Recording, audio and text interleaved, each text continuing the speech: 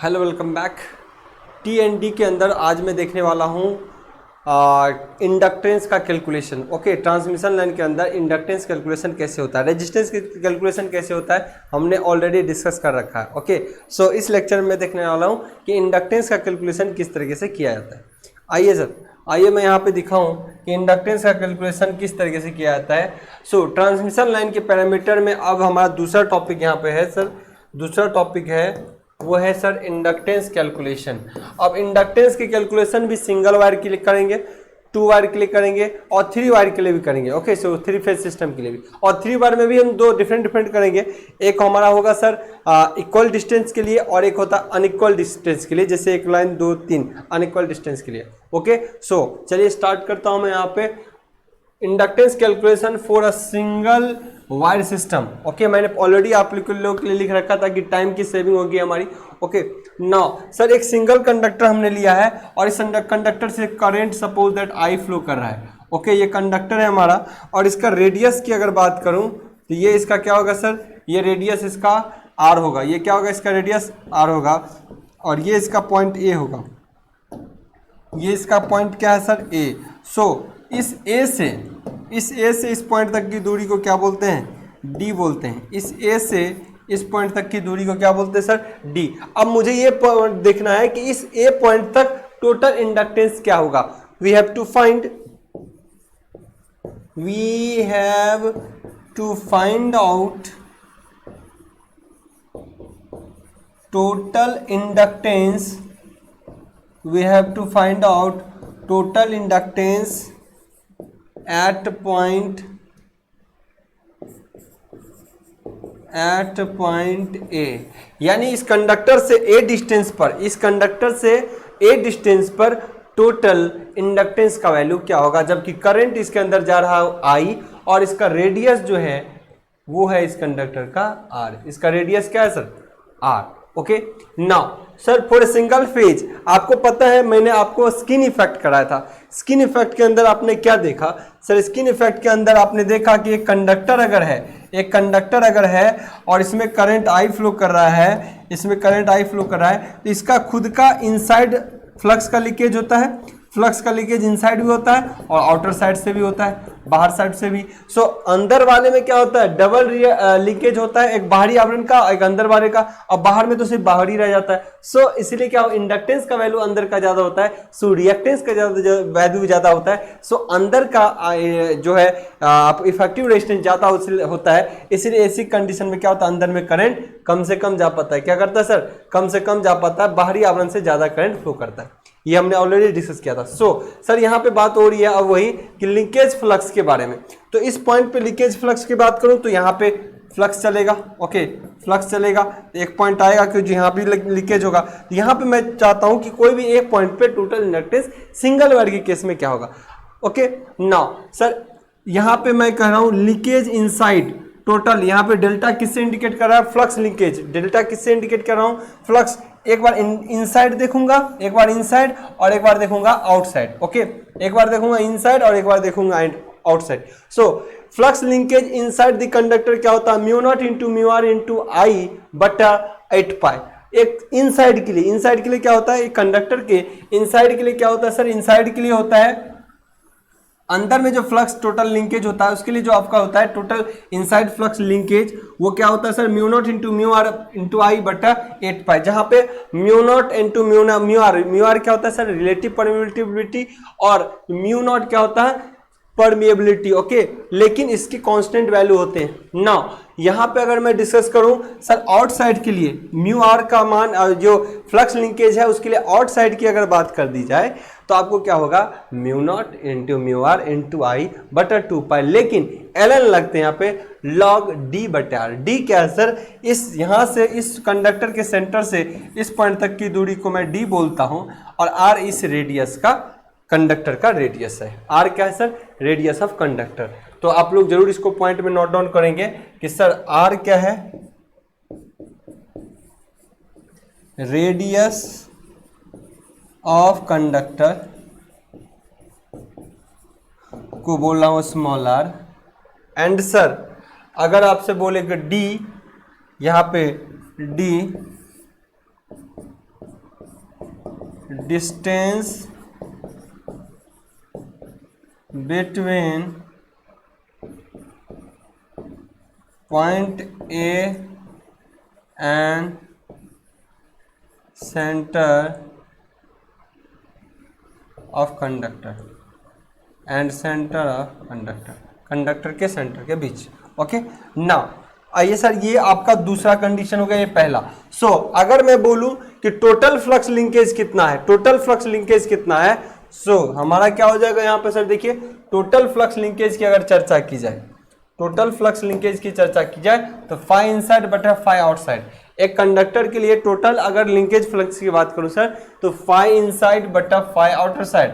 Okay so बहुत आसान करने के लिए हमने इन सारी चीज़ों को आपको पहले नोट डाउन किया है। देखिए ये वैल्यू अभी आपने देखा कि यहाँ पे क्या होगा, यहाँ पे वैल्यू क्या था, ये देखिए इनसाइड के लिए 8 पाई था ना, वहाँ पे पाई मिसिंग थी। Okay mu not into mu R बटा आई प्लस 8 पाई बटा 8 pi but plus mu not into mu R into I बटा 2 pi into L N D are.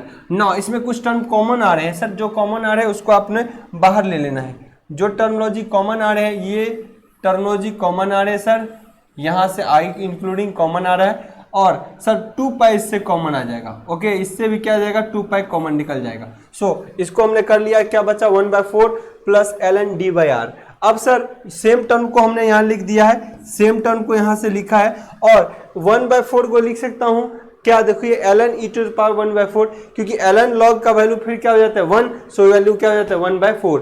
इसको लिख सकता हूँ 1/4 एल एन ई का मान होता है 1, सो ये टर्मोलॉजी को इतना लिखा जा सकता है 1/4। ओके इतने टर्म को ये लिखा जा सकता है, ये तो मैथ्स है। और एल एन डी आर ये इसलिए किया गया, देखिए एल एन डी आर जो था वो L N D R by R है, ये इसलिए ऐसा किया गया कि दो टर्म को एक साथ कॉमन किया जा सके, दो टर्म को एक साथ कॉमन किया जा सके। ओके नाउ यहाँ मैं बात करूँ mu not into mu R into I बटा 2 पाई बड़ा इंटू क्या होगा, अब ये एल एन तो ऑलमोस्ट कॉमन ही है, एल एन क्या है जी कॉमन ही है, और इंटू यहाँ पे क्या होगा डी बटा आर, यहाँ पे 1/r है ही, ई टू द पावर। अब देखिए ये ई टू द पावर क्या होता है, ऊपर में 1/4 होता है, नीचे लेके गया तो क्या हो गया -1/4, क्या हो गया -1/4। ओके सो यहाँ मैं बात करूं सर कि अब टोटल मैं फ्लक्स लिंकेज की बात करूं तो mu not into mu R into I by 2 pi L N D by R dash, जहां पे आर डैश का वैल्यू जो है ये क्या हमने लिया है, आर डैश का जो वैल्यू है R not into E to the power -1/4, इसी को जीएमआर कहते हैं। आगे जीएमआर और जीएमडी हम पढ़ेंगे, जीएमडी क्या होता है और जीएमआर क्या होता है। जीएमआर जो होता है आपका ज्योमेट्रिक मीन रेडियस होते हैं।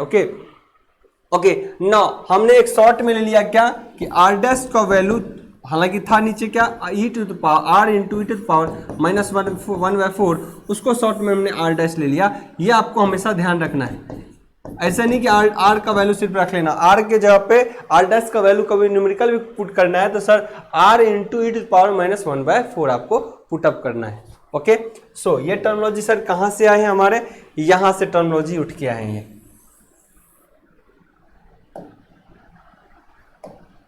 Okay now for flux linkage क्या होता है, फ्लक्स लिंकेज बराबर सर आप कहे तो बहुत जगह इसी को ऐसे भी टोटल फाई के लिए ऐसे यूज कर लेता है बराबर एल इंटू आई। ओके ऐसे भी यूज कर लेता है, हमने इसको किससे रिप्रेजेंट किया सर लेमडा से। So lambda equal to L into I, ना एल इजकल टू इंडक्टेंस अपने को कैलकुलेट करना था सर, कैलकुलेशन क्या हो रहा है इंडक्टेंस की, कैलकुलेशन किसकी हो रही है सर इंडक्टेंस की। सो अब यहाँ पे मैं बात करूँ inductance equal to lambda by I. So यहाँ पे अब इसका वैल्यू को पुट कर दिया जाएगा, इसके वैल्यू को पुट कर दिया जाएगा कहाँ से सर, यहाँ से, इस वैल्यू इक्वेशन से। जैसे ही इसको पुट करोगे सर आप आइए, ये वैल्यू जैसे ही पुट अप होगा ये वैल्यू आ जाएंगे और नीचे रह जाएगा आई, आपका नीचे बचा रह जाएगा सर कौन सा टर्म आई, ये देखिए आई बचा रह गया। ओके और ये आई से ये आई कैंसिल आउट हो जाएगा, फिर फाइनली जो इंडक्टेंस का वैल्यू हो जाएगा फॉर सिंगल वायर सिस्टम क्या हो जाएगा mu not into mu R बटा 2 pi L N okay D by R dash. फिर यहाँ पे ध्यान रहे ये आर डैश कॉमन नहीं है, ये आर डैश का मान radius of conductor into E to the power -1/4, ये आपको हमेशा ध्यान में रखना है।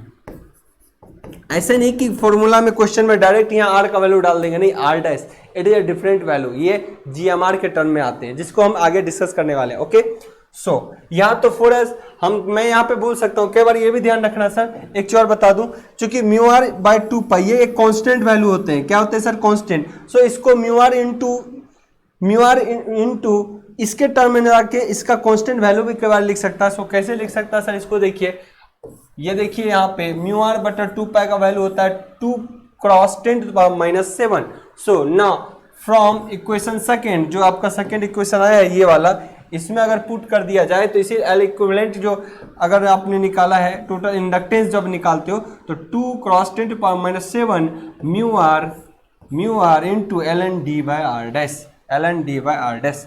It's a inductance calculation for a single wire, inductance calculation for a single wire, यानी ये सिंगल वायर है, इसमें करंट आई जा रहा है, इसकी रेडियस यहाँ से यहाँ आर है, ओके, ये इस पॉइंट से इसका वैल्यू ए है, इसके बीच इस पॉइंट से इस पॉइंट तक के लिए इंडक्टेंस निकाला गया, ओके, इसी के लिए वैल्यू आपका है ए पॉइंट पर, इस सेंटर से इस पॉइंट तक के लिए टोटल इंडक्टेंस का वैल्यू कितना दे रहा है sir, 2 cross 10 power 7 mu R into L N D by R dash. यहाँ भी आर डैश का वैल्यू सर क्या होगा, ध्यान रखिए हमेशा, ये आपको बड़ी नीड है, यहाँ पे आर नहीं कभी डालना है, 8 -1/4।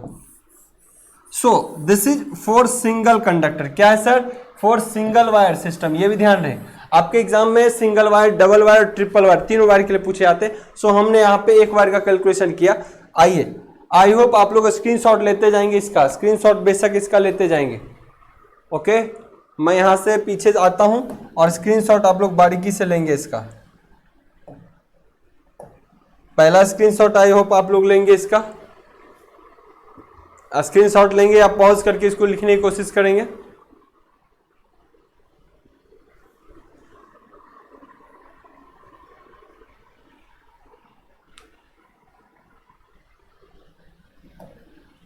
सेकेंड स्लाइड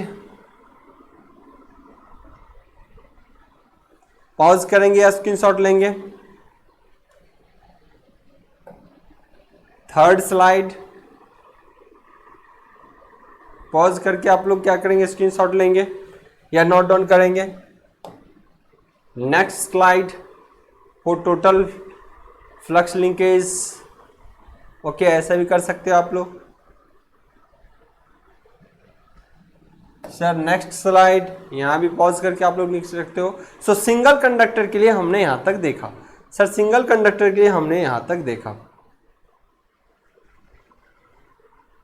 इसको भी नोट डाउन कर लेंगे आप सभी, okay. Now sir for inductance calculation for 2 wire system, 2 wire कहे तो एक वायर हमारा ये रहा, एक वायर ये रहा, दूसरा वायर ये रहा। अगर मैं बोलूं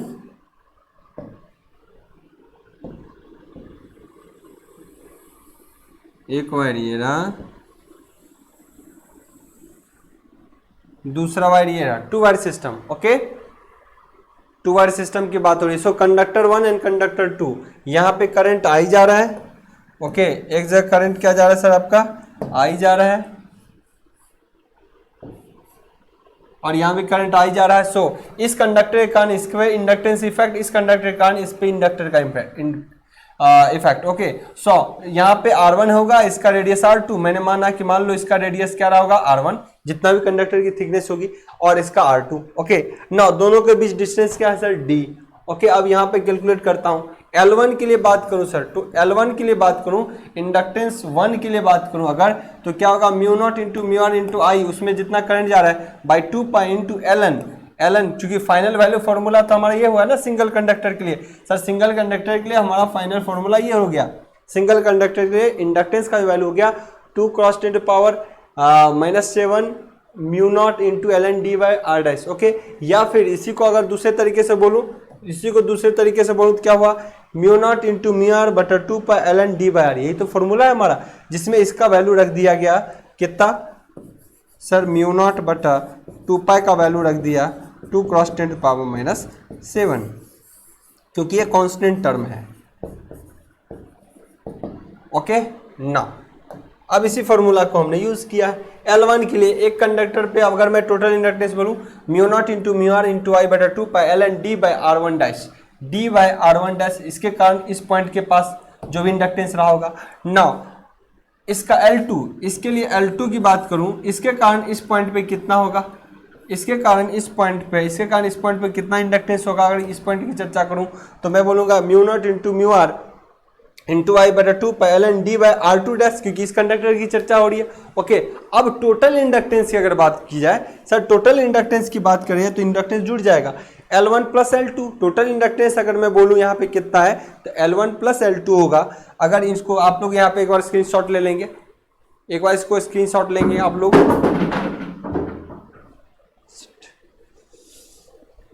एक बार स्क्रीनशॉट लेंगे आप लोग।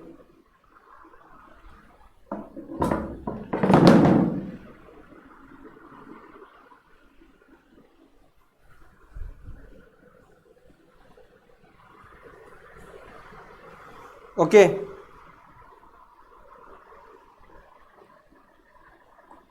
नाउ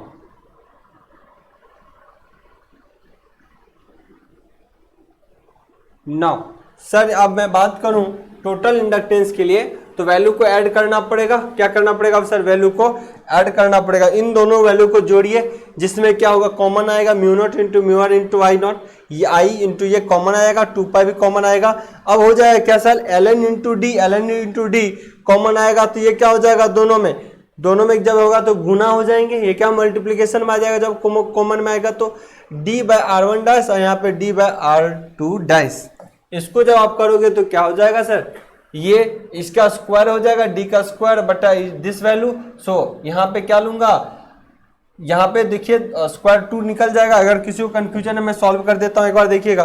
दोनों को अगर कॉमन लिया जाए यहाँ पे L1 प्लस L2 के लिए, अगर किसी को सॉल्व करने में दिक्कत होगा तो समझिएगा यहाँ पे क्या हो जाएगा सर। यहाँ पे मैं कहूँ mu not into mu R into I बटा 2 पाई, तो आपने कॉमन ले लिया सर, ये तो कॉमन ले लिया। अब ln इंटू दिस वैल्यू, इस वैल्यू को अगर लूँ तो क्या हो जाएगा, ln के अंदर ये क्या हो जाता है, गुना में हो जाता है, गुना में d इंटू डी बटा यहाँ पे क्या होगा R1 dash into R2 dash.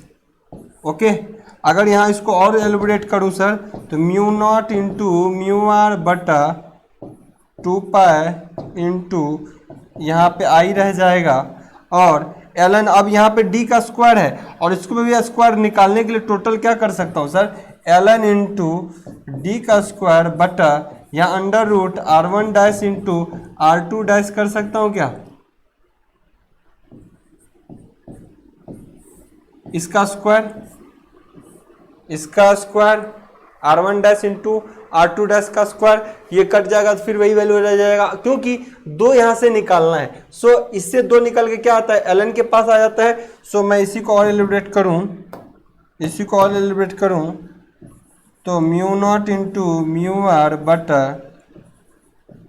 2 pi into I into 2 into ln D बटा under root R1 dash into R2 dash, ये वैल्यू रह जाएगा, 2 से कैंसिल आउट हो गया। देखिए यही टर्म तो आ गया, 2 से कैंसिल आउट हो गया, अंडर रूट में वैल्यू रह गया। सो इक्विवेलेंट की बात करूँ, mu not into this value, आइए एक चीज़ और देखना है यहाँ पे, आपको एक चीज़ और देखना है सर, यहाँ पे करंट का वैल्यू अभी भी बाकी है ना, इसमें करंट का इंडक्टेंस का वैल्यू, करंट तो रह रहा है, यहाँ भी करंट रह रहा है। सो आई तो मिसिंग हो गया यहाँ पे, आइए यहाँ पे क्या मिसिंग हो गया सर, आई मिसिंग हो गया आपका। ओके, नो आई सर आपका मिसिंग हो गया। Mu not into mu R into I by pi ln D by R1 dash into R2 dash, R1 dash into R2 dash. Okay, so total inductance due to 2 wire system के लिए आप L का मान ऐसे ध्यान में रख सकते हो। आई होप यहाँ पे कोई कंफ्यूजन आपको नहीं होगा, यहाँ तक कोई कंफ्यूजन नहीं होना चाहिए। 2 वायर सिस्टम के लिए इंडक्टेंस कैसे कैलकुलेट होता है और सिंगल वायर के लिए कैसे हो सकता है, एक बार आप लोग पॉज मैं करता हूँ, आप लोग पॉज करके इसको लिख सकते हो। 2 वायर सिस्टम के लिए स्क्रीनशॉट लेंगे आप लोग, स्क्रीनशॉट लेंगे यहाँ पे। नाउ दूसरे पेज को भी स्क्रीनशॉट लेंगे, ये 2 वायर सिस्टम के लिए कैलकुलेशन है। 3 फेज सिस्टम के लिए भी हम कैलकुलेट करेंगे यहाँ पे। ओके,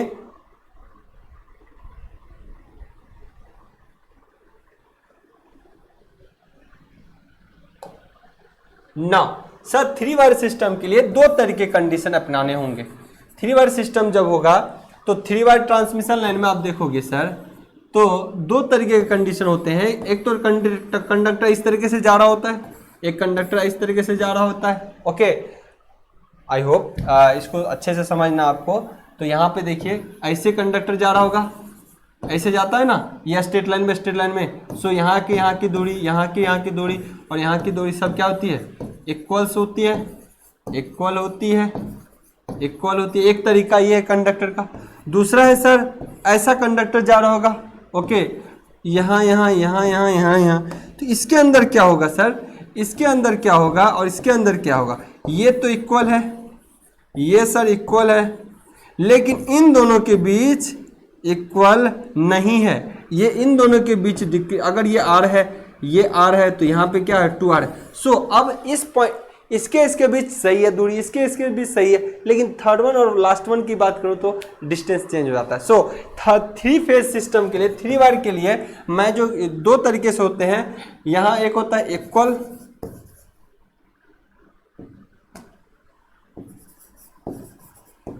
डिस्टेंस एंड एक होता है अनइक्वल डिस्टेंस। तो 2 तरीके से मैं इसको कैलकुलेट करता हूं, 2 तरीके से, ध्यान रखिए। यहाँ पे इंडक्टेंस कैलकुलेशन का तरीका अलग होता है। पहला, इक्वल डिस्टेंस में अगर है, इक्वल डिस्टेंस में है तब तो इसका कैलकुलेशन आसान हो जाते हैं, लेकिन अनइक्वल डिस्टेंस होते हैं तो अनइक्वल डिस्टेंस में अब आपका इंडक्टेंस का वैल्यू हर कंडक्टर पे चेंज हो रहा है। यहाँ पे देखिए सर, इंडक्टेंस का वैल्यू हर कंडक्टर पे चेंज हो रहा है। इसके कारण इस पे ठीक है, इसके कारण इस पे ठीक है, इसके कारण इस पे ठीक है, इसके कारण इस पे ठीक है, लेकिन इसका इंडक्टेंस निकालो तो वैल्यू चेंज हो जाएगा।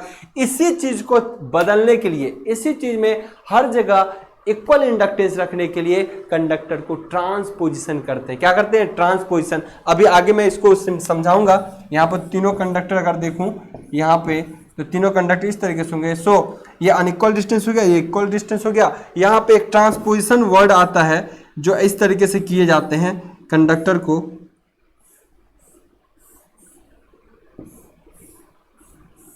इसी को बोलते हैं ट्रांसपोजिशन, जिसकी चर्चा हम जरूर करेंगे और ये आपके टॉपिक के सिलेबस के अंदर है। तो बहुत अच्छे से कैलकुलेशन हो जाएगा कि ट्रांसपोजिशन एक्चुअली हम करते क्यों हैं। 3 फेज सिस्टम में इसमें हम अनइक्वल डिस्टेंस में इसकी कुछ डिस्टर्बेंस मिलती है मुझे। सो नेक्स्ट क्लास के अंदर मैं देखने वाला हूँ इस 3 वायर सिस्टम को और ट्रांसपोजिशन को, और इससे रिलेटेड जो भी इंपॉर्टेंट सेक्शंस होंगे उसको मैं डिस्कस करने वाला हूँ। ओके, बेस्ट ऑफ लक, मिलते हैं नेक्स्ट लेक्चर में।